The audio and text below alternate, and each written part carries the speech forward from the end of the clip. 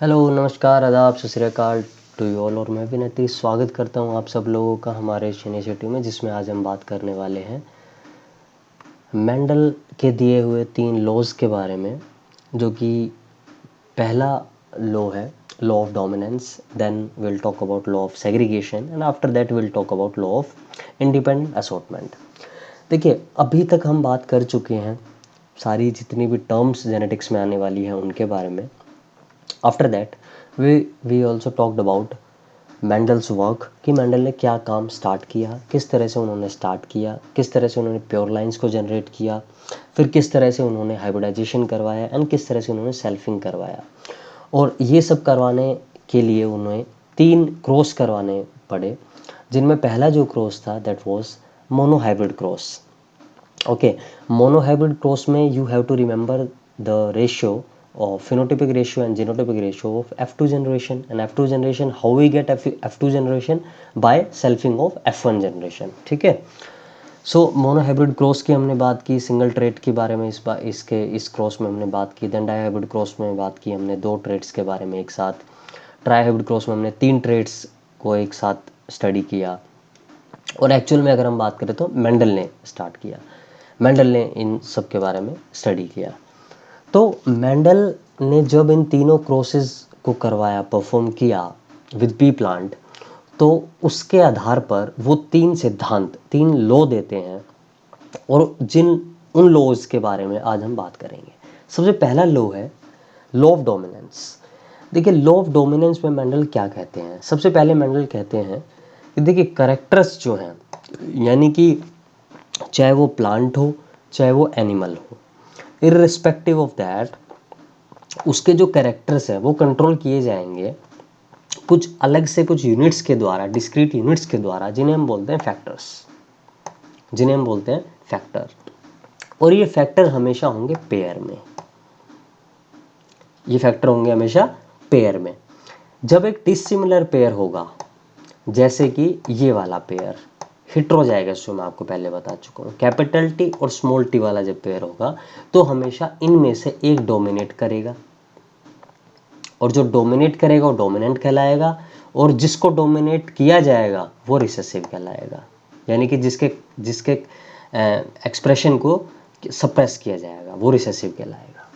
ठीक है, और लॉ ऑफ डोमिनेंस में हमेशा जो रेशियो होगा, फिनोटाइपिक रेशियो, वो 3:1 आएगा, और जीनोटाइपिक रेशियो 1:2:1 आएगा। अब देखिए, अब बेसिक से एकदम स्टार्ट करते हैं।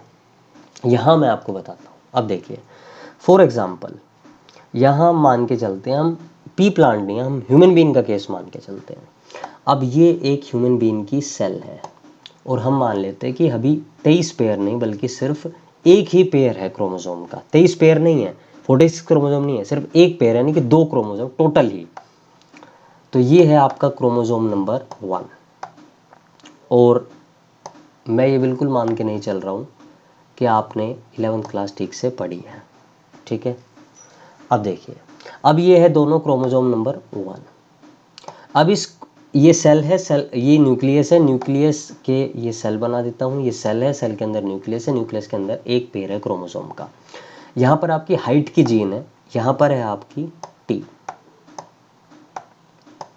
ठीक है, कैपिटल टी। यहाँ है आपका स्मॉल टी, हाफ हेटेरोजाइगस है इन केस ऑफ। वैसे हाइट एक पॉलीजेनिक ट्रेट है, यानी कि हाइट वेट हमारे पॉलीजेनिक ट्रेट का मतलब क्या होता है कि जो कि एक जीन नहीं बल्कि कई जीन्स के द्वारा जिनको कंट्रोल किया जाता है। लेकिन हम यहाँ पर समझने के दृष्टिकोण से हम यहाँ पर मान लेते हैं। ओके, अब क्या होगा? अब देखिए, आपको ये सेल साइकिल के बारे में तो पता ही होगा भाई। सबसे पहले क्या होता है? जीवन फेज। जीवन फेज में सारी तैयारियां होती हैं। फिर आता है एस फेज। एस फेज यानी कि डीएनए रेप्लिकेशन हो जाएगी। फिर आएगा G2 फेज, जिसमें फिर से तैयारियां होंगी एम फेज के लिए। ठीक है ना, और एम फेज यानी कि माइटोटिक, यानी कि इसमें क्या होगा? पहले कैरियोकाइनेसिस यानी कि न्यूक्लियर डिवीजन, और फिर होगा इसका साइटोकाइनेसिस यानी कि सेल का डिवीजन। ये पूरी क्या है? सेल साइकिल है, ये आपको पता है। ठीक है, तो G1 फेज जा चुका है, अब एस फेज आ चुका है। और एस फेज में क्या होगा? एस फेज में ये टी की डबल कॉपीज हो जाएंगी। तो हम यहाँ पर समझने के, सिर्फ समझने के तरीके से, मैं, हालांकि ये तरीका गलत है, लेकिन फिर भी सिर्फ आप समझ जाएं बात को, इसलिए मैं आपको ये बता रहा हूँ। अब यहाँ पर क्या होगा? यहाँ पर ये जब रेप्लिकेशन होगा तो डीएनए की डबल कॉपी हो जाएगी, तो ये टी की, कैपिटल टी की यहाँ पर क्या होगी? 2 कॉपी। इसी तरीके से यहाँ पर भी एक और टी की कॉपी हो जाएगी, ठीक है ना, स्मॉल टी की कॉपी। तो ये देखिए टी कैपिटल टी यहाँ पर इस क्रोमोजोम नंबर 1 इस तरह से हो जाता है ये डीएनए रेप्लिकेशन के बाद। हम मान रहे हैं सिर्फ इसको बेसिक्स। अगर आपको अच्छे से समझने हो तो आप 11th क्लास की मेरी वीडियो देखेंगे, उसमें आपको बहुत अच्छे से समझ में आएगा। 11th क्लास की वीडियो में अभी टाइम है थोड़ा सा, क्योंकि अभी हम उस पर किंगडम फंजाई हमने ख़त्म किया है, तो किंगडम प्लांटे एनिमेलिया, और उसके बाद में फिर हम सेल साइकिल स्टार्ट करेंगे, तब हमारी वो ये बात आएगी। लेकिन अभी फ़िलहाल सिर्फ आप समझ जाएं, जिन बच्चों ने 11th क्लास बिल्कुल ठीक से नहीं पढ़ी है उनके लिए ये कंसेप्ट है, जिनने अच्छे से पढ़ी है उनको पहले से चीज़ें क्लियर है, ठीक है। लेकिन हम किसी को भी पीछे नहीं छोड़ के चलना चाहते, इसलिए मैं आपको ये बात बता रहा हूँ, ठीक है।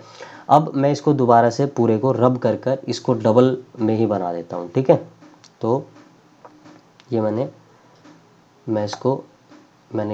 इरेज कर दिया है, ठीक है, पूरे को इरेज कर दिया है। ओके, अब हम बात करते हैं दोबारा से। ये हमने ले लिया सेल, और सेल के अंदर क्या है, बड़ा सा न्यूक्लियस, और न्यूक्लियस के अंदर अब हमारा जो क्रोमोजोम है वो डबल कॉपी के साथ है, ठीक है। इस तरह से हम मान लेते हैं इसको। क्रोमोजोम नंबर 1 की ही सिर्फ बात करें, ह्यूमन बीइंग के केस में, आपके और मेरे केस में अभी हम बात कर रहे हैं, तो ये क्रोमोजोम नंबर 1 है हमारा। इस क्रोमोजोम नंबर 1 पर यहाँ पर है आपका कैपिटल टी, और क्योंकि इसका रेप्लिकेशन हुआ है तो यहाँ पर भी क्या होगा, सेम टी होगा, कैपिटल टी। इसी तरह से यहाँ पर भी क्या होगा, इसका ही allelic form that is small T, और यहाँ पर स्मॉल टी ये होगा। ये बात आपको समझ में आ गई, स्मॉल टी, ठीक है। ओके, अब देखिए, अब जब डिवीज़न होगा, जब मेटाफेज आएगी, फिर मेटाफेज के बाद एनाफेज आएगी, तो एनाफेज के टाइम पर क्या होगा कि यहाँ पर ये वाला क्रोमोजोम जो है ये दूर चला जाएगा, और ये 1 जो होमोलोगस क्रोमोजोम्स है वो उनका सेपरेशन हो जाता है एनाफेज में। यही तो हम पढ़ते हैं, एनाफेज में क्या होता है, एनाफेज में सेपरेशन हो जाता है। एनाफेज में क्या होगा, अब ये न्यूक्लियस था, ठीक है ना, न्यूक्लियर वॉल वैसे डिसअपियर हो जाती है पूरी तरीके से, ठीक है ना, तो ये हम सेल ही बना देते हैं इसको पूरे को, ठीक है ना। सेल, ये हमारा बड़ा सा सेल हो गया, और इस सेल में एक तरफ आपको क्या देखने को मिलेगा, ये आपका होमोलोगस क्रोमोजोम जो है देखने को मिलेगा 1 एक साइड में, और एक साइड में आपको देखने को मिलेगा homologous pair of this chromosome number 1। दोनों 1 ही है, लेकिन होमोलोगस पेयर है, सेपरेट हो गया एनाफेज में। एनाफेज में सेपरेट टीलोफेज आएगा, ठीक है ना। टीलोफेज आने के बाद क्या होगा, टीलोफेज आने के बाद न्यूक्लियर मेम्ब्रेन रीअपियर होगी, और ये दोनों अलग अलग सेल बन जाएंगे। अब देखिए यहाँ पर, अब यहाँ देखिए आप, तो ये एक सेल बन गया है, और ये एक अलग से सेल बन गया है, ठीक है। 2 सेल बन गए, मियोसिस 1 कंप्लीट हो गई, एक सेल ये बन गया, एक सेल ये बन गया है, यानी कि जो मियोसिस 1 थी रिडक्शनल डिवीजन वो हो चुका है। अब यहाँ देखिए आप, यहाँ पर अभी भी आपको कैपिटल टी देखने को मिलेगा, ना, capital T and capital T. इसके बाद यहाँ पर आपको क्या देखने को मिलेगा, यहाँ पर भी आपको स्मॉल टी और स्मॉल टी देखने को मिलेगा। इतनी बात आपको समझ में आ गई होगी, ठीक है। ये 2 सेल बन गए हमारे, cell number 1 and cell number 2।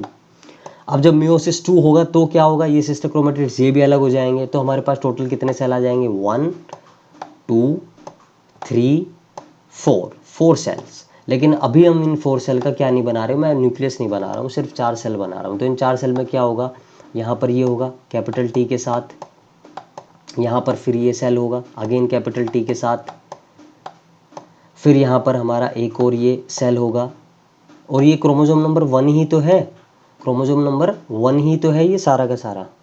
और यहाँ पर हमारा स्मॉल टी होगा, और फिर ये हमारा क्रोमोजोम नंबर 1 और स्मॉल टी। अब आप देखिए, अब आप यहाँ समझिए, एक सेल था पूरा ही, और उस सेल में न्यूक्लियस था उसका, और उस न्यूक्लियस में सिर्फ एक पेयर था क्रोमोजोम का, ठीक है ना, एक पेयर था क्रोमोजोम का, जो कि क्रोमोजोम नंबर 1 था। उस एक सेल से कितने बन गए हमारे पास, 4 सेल, और चारों सेलों के पास क्या क्या एक जीन है अपना। ये 4 हमारे यानी कि क्या बन गए, गैमेट्स। यही तो होता है मियोसिस में, जर्म सेल्स में तो होता है, जर्म सेल्स में 4 गैमेट्स, यानी कि चाम मान के चलिए आप, ये स्पर्म है, ये चारों स्पर्म है, ठीक है। ये स्पर्म यहाँ पर बन गए हैं, ठीक है। अब ये स्पर्म जो है ये क्या करेंगे, ये फ्यूज़ करेंगे किसके साथ, एग के साथ। इसी तरह से एग भी आएगा, अब एग भी 4 होंगे ऑब्वियसली, है ना। और मान लीजिए यहाँ पर भी ऐसे ही होगा सेम, एक में टी, फिर एक में कैपिटल टी, फिर एक में स्मॉल टी, और फिर एक जो चौथा जो एग होगा उसमें भी स्मॉल टी। अब आप बताइए, क्या ये चीज़ निर्धारित है, इज़ इट प्री डिटरमाइंड और इज़ इट प्री डिसाइडेड, कि ये जो टी है वो स्मॉल टी के साथ ही फ्यूज़ करेगा, नहीं करेगा। हमें ये नहीं पता, ये सिर्फ किसका है, ये सिर्फ कोइंसिडेंस है, ये सिर्फ बाय चांस मैकेनिज्म है कि कौन सा सेल, कौन सा स्पर्म कौन से एग के साथ फ्यूज़ करेगा, या secondary oocyte we can say secondary oocyte के साथ फ्यूज़ करेगा कि वो जाइगोट बनाएगा। ठीक है, तो अब ये डिपेंड करता है, मान लीजिए ये टी, कैपिटल टी जो है वो कैपिटल टी के साथ कर जाएगा, तो जो जाइगोट होगा उसमें क्या हो जाएगा, वो तो डिप्लॉयड होगा, तो वो ये कंडीशन में आ जाएगा, होमोजाइगस कंडीशन में। ये कैपिटल टी स्मॉल टी के साथ हो जाएगा तो हेटेरोजाइगस कंडीशन हो जाएगी। स्मॉल टी के साथ हो जाएगा तो ड्वार्फ वाली कंडीशन हो जाएगी, होमोजाइगस ड्वार्फ कंडीशन। ठीक है, तो इस तरह से अलग अलग कंडीशंस आपकी बन सकती हैं। तो बेसिकली मेरा जो मतलब था वो ये था कि ये सारा कंसेप्ट आपको समझाने का। ठीक है, अब हम आ जाते हैं लॉ ऑफ डोमिनेंस पर। अब लॉ ऑफ डोमिनेंस पर वो यही बात कह रहा है कि एक पी प्लांट है जिसमें मान लीजिए मेल है, और ये मेल के पास जो है ये वाली कंडीशन है, होमोजाइगस कंडीशन है। ठीक है ना, होमोजाइगस कंडीशन। इसी तरह फीमेल जो प्लांट है उसके पास ये शॉर्ट प्लांट है, इसके पास ये होमोजाइगस कंडीशन है, ड्वार्फ कंडीशन है, टॉल कंडीशन है, ये ड्वार्फ कंडीशन है। ठीक है, अब गैमेट्स हमें नहीं पता ना, जैसे हमने वहाँ पर गैमेट्स बनाए सेम हम यहाँ पर भी गैमेट्स बनाते हैं, बट टी तो ये या तो ये गैमेट बनेगा, ये गैमेट बनेगा। ठीक है, इसी तरह से स्मॉल टी, फिर इनका किसका कौन किसके साथ फ्यूज़ करके जो है आगे जाइगोट बनाएगा वो भी हमें नहीं पता। तो बाई चांस हम मान लेते हैं कि प्रोबेबिलिटी क्या है कि भाई ये इसके साथ कर लेगा या इसके साथ कर लेगा, इस तरह से ये पूरी कंडीशन हमारे सामने आ गई। तो हमने क्या देखा कि ये कंडीशन हेटेरोजाइगस कंडीशन हमारे सामने आ गई, लेकिन प्लांट को हमने क्या पाया, प्लांट को मेंडल ने एक्चुअल में क्या पाया कि इस कंडीशन के साथ मेंडल ने हमेशा प्लांट को टोल पाया। ही फाउंडेड द टोल प्लांट्स। तो जितने भी ऑफस्प्रिंग थे उन्होंने क्या मैनिफेस्ट किया, उन्होंने टोल फिनोटाइप मैनिफेस्ट किया। तो इससे मेंडल ने क्या कंक्लूजन निकाला, इससे मेंडल ने कि जब दोनों अलग अलग एलील्स की फॉर्म होंगे तो हमेशा एक डोमिनेट करेगा और एक रिसेसिव रह जाएगा। ठीक है, जो डोमिनेट करेगा उसी तरह का वो कैरेक्टर शो करेगा वो प्लांट। तो यहाँ पर क्योंकि डोमिनेट कौन कर रहा है, कैपिटल टी यानी कि टोल वाला जीन, ड्वार्फ वाला जीन रिसेसिव रह गया, इसका कैरेक्टर, इसका एक्सप्रेशन जो है सप्रेस कर दिया गया है इस कैपिटल टी के द्वारा। ठीक है, तो यही लॉ ऑफ डोमिनेंस है। मेंडल कहते हैं कि जब इस तरह की हेटेरोजाइगस कंडीशन होगी तो एक जो जीन है, एक जो एलील है यानी कि फॉर्म एलील की, जीन की जो एक फॉर्म है एलील, वो डोमिनेट करेगी दूसरे को। तो यहाँ पर जो कैपिटल टी है it is dominating the small T. तो ये क्या है, लॉ ऑफ डोमिनेंस, बस यही बात है। ठीक है, तो इन अ डिसिमिलर पेयर यानी कि हेटेरोजाइगस कंडीशन में one member dominates the other. Ratio क्या होगा, 3:1 फिनोटिपिक रेशो, आप यहाँ पर देख लेंगे F2 जनरेशन जब आप करके देखेंगे। अब जैसे यहाँ पर टी है ना, टी ये क्या है, F1 जनरेशन आई है ना आपकी। अब इस टी को आप क्या कर लीजिए, इस टी को आप आपस में क्रॉस करके देख लीजिए, ये हमने किया हुआ है, यहाँ देख लीजिए आप, ये देखिए तो क्या है F2 जन, ये देखिए रेशो, यही तो है 3:1, 1:2:1। यही यहाँ पर हम कह रहे हैं कि यही रेशो यहाँ पर आएगा, क्योंकि ये लॉ ऑफ डोमिनेंस है, ये किसके बिहाफ पे दिया गया था, मोनोहाइब्रिड कोष के बिहाफ पे, क्योंकि हम यहाँ पे सिंगल ट्रेट की बात कर रहे हैं। ठीक है, okay, law of dominance is clear. Now law of segregation. Law of segregation, segregate करना मतलब अलग होना, सेपरेट होना। ठीक है, तो ये क्या कहता है, इसको हम law of purity of gametes भी कहते हैं कि गैमेट्स जो है वो प्योर होते हैं। ठीक है, क्या मतलब है इस चीज़ का, देखिए पेरेंट के पास क्या होंगे, हमेशा दो एलील होंगी एक जीन की, ये हमें बात पता है, दो एलील होंगी जीन की। अब ये दोनों सेम कैपिटल वाई भी हो सकती थी और ये कैपिटल वाई स्मॉल वाई भी हो सकती थी, लेकिन वो अलग हो जाएंगी, वो सेपरेट हो जाएंगी, सेग्रीगेट हो जाएंगी ड्यूरिंग द गैमेट फॉर्मेशन, ताकि एक गैमेट को सिर्फ एक ही एलील मिल पाए। ये बात कही गई लॉ ऑफ सेग्रीगेशन के अनुसार मेंडल के द्वारा। ठीक है, ये कहता है ये पेरेंट है, ये पेरेंट का सेल है, और इस पेरेंट के सेल में आपको एक जीन की दो एलील्स दिखाई देंगी, कैपिटल भी, दोनों कैपिटल हो सकती हैं, दोनों स्मॉल हो सकती हैं, और हेटेरोजाइगस कंडीशन यानी कि एक स्मॉल एक कैपिटल भी हो सकती है। लेकिन गैमेट में हमेशा एक ही आएगी, क्योंकि गैमेट क्या होते हैं, हैप्लॉइड, इसलिए तो गैमेट हैप्लॉइड है। और ये क्या कंडीशन ऑर्गेनिज्म की, हम डिप्लॉइड है, तो ये क्या है, हैप्लॉइड है। ठीक है, तो सेक्स सेल यानी कि जर्म सेल यानी कि गैमेट में हमेशा एक ही एलील आएगी, दैट मीन्स गैमेट्स हमेशा प्योर होंगे, यानी कि या तो ये या ये, हाइब्रिड कंडीशन नहीं होगी कभी। ये हाइब्रिड कंडीशन है, कैपिटल वाई स्मॉल है, ये हाइब्रिड कंडीशन है, हाइब्रिड नहीं होंगे कभी भी, स्मॉल होगा या कैपिटल होगा। और यही क्या कहता है, लॉ ऑफ सेग्रीगेशन कहता है मेंडल का। ठीक है, अगेन रेशो, क्योंकि ये भी mono hybrid cross single trait की हम यहाँ पर बात कर रहे हैं, अगेन रेशियो सेम होगा 3:1 एंड 1:2:1, लॉ ऑफ सेग्रीगेशन में भी। Okay okay, now again one important law given by Mendel, that was law of independent assortment. Law of independent assortment में क्या कहते हैं मेंडल ये बात कहते हैं यहाँ पर कि भाई देखो, जो एलील होंगे ना एक ट्रेट के लिए, एक कैरेक्टर के जो एलील होंगे वो सेग्रीगेट होंगे independently from the allele of for another trait. नहीं समझ में आई होगी बात, कोई बात नहीं है, अगली लाइन पढ़ लेते हैं फिर उसके बाद समझ लेते हैं। Each allele combination is likely to occur, यानी कि कोई भी एलील का कॉम्बिनेशन बन सकता है, हो सकता है, इसमें कोई दिक्कत नहीं है। जैसे देखिए आप यहाँ पर, अब देखिए आर जो है इट इज डिनोटिंग राउंड, ठीक है, and this Y, capital Y is denoting yellow, round seed और आपका येलो सीड, ठीक है, और राउंड के साथ राउंड और येलो, एंड अपोजिट में क्या है आपका, सॉरी राउंड और रिंकल्ड अपोजिट है, यानी कि आर राउंड और स्मॉल आर रिंकल्ड, ठीक है। इसी तरह से येलो जो है capital Y yellow and small Y is for green, ठीक है। तो ये बात आपको समझनी है यहाँ पर। अब क्या समझेंगे, देखिए डायहाइब्रिड क्रॉस के आधार पर वो ये लॉ देते हैं, क्या कहते हैं, कहते हैं कि भाई अब आप यहाँ पर एक चीज़ नोट करो, आप खुद नोट करो इस चीज़ में, डायहाइब्रिड क्रॉस हम पहले ही पढ़ चुके हैं, उसमें भी हमने एक चीज़ नोट की थी कि जो रेशियो था वो 9:3:3:1 आया था, लेकिन वो कैसे आया था वो देखिए आप। अब यहाँ आप मुझे एक बात बताइए, क्या राउंड हमेशा, भाई राउंड डोमिनेटिंग है और राउंड के साथ डोमिनेटिंग क्या है, येलो है। यहाँ आप शुरू से देखिए भाई, हमारे पास ऑर्गेनिज्म जो था, यहाँ आप समझिए, इसमें आप समझिए, इसमें आप बेहतर समझ पाएंगे क्योंकि आप पहले समझ चुके हैं डायहाइब्रिड क्रॉस में। ये देखिए यहाँ पर भाई टॉल है और पर्पल कलर है, ठीक है, ये ऑर्गेनिज्म है, पेरेंट है, ठीक है, और यहाँ पर ये एक पेरेंट ये है, दोनों पेरेंट का हमने जो क्रॉस करवाया तो हमारे पास ये टीपी और स्मॉल टीपी एक गैमेट आए। जब हमने एफरेंट जनरेशन देखी तो हमारे पास ये ऑर्गेनिज्म आया जिसके पास इस तरह का जीनोटाइप था। जब हमने इसी F1 को क्रॉस करवाया तो ये हमारा पेरेंट बन गया, ठीक है। तो पेरेंट दोनों गैमेट्स हमने निकाले, ये गैमेट्स आ गए हमारे, और गैमेट्स के बाद जब हमने क्रॉस करवाया तो हमने एक चीज़ देखी कि हमेशा ऐसा जरूरी नहीं कि टोल हमेशा पर्पल के साथ ही आ रहा है। टोल जो है वो यहाँ पर अगर आप देखें, ये देखें अगर आप, टोल वाइट के साथ भी आ रहा है, टोल वाइट के साथ भी आ रहा है। इसी तरह से यहाँ पर वाइट ड्वार्फ जो है वो पर्पल के साथ भी आ रहा है। इसी तरह अगर यहाँ देखें आप तो टोल ड्वार्फ जो है वो वाइट के साथ भी आ रहा है।